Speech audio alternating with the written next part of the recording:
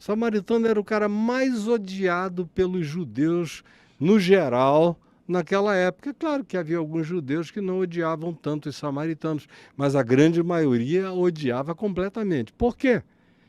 Porque os samaritanos, quando foram para o seu exílio na Assíria, eles se miscigenaram com o DNA dos assírios. Eles perderam o pedigree judaico, israelita e tudo mais. E o culto judaico ao seu pedigree, ao seu DNA, era uma coisa tão idolátrica, era maior do que o culto a Deus. E aí eles passaram a odiar os samaritanos por 500 anos. O samaritano era o cara mais desprezado. Os romanos invadiram e tomaram tudo em Israel. Cobravam impostos, faziam fileiras de cruzes.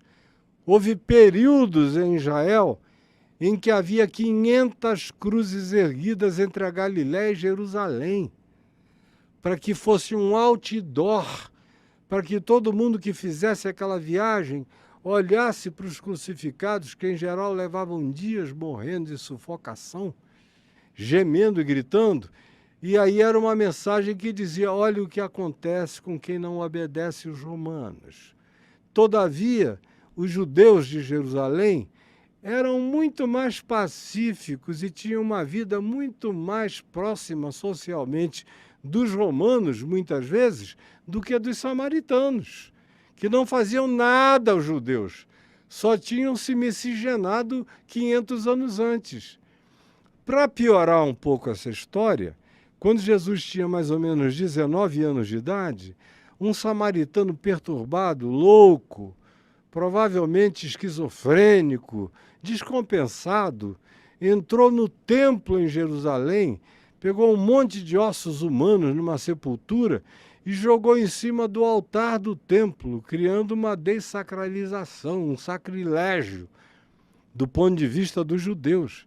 E aí o ódio aumentou ainda mais, de modo que todo judeu muito piedoso, todo dia às 6 da tarde, estendia a mão na direção de Samaria e amaldiçoava os samaritanos em nome do Deus de Abraão, de Isaque e de Jacó.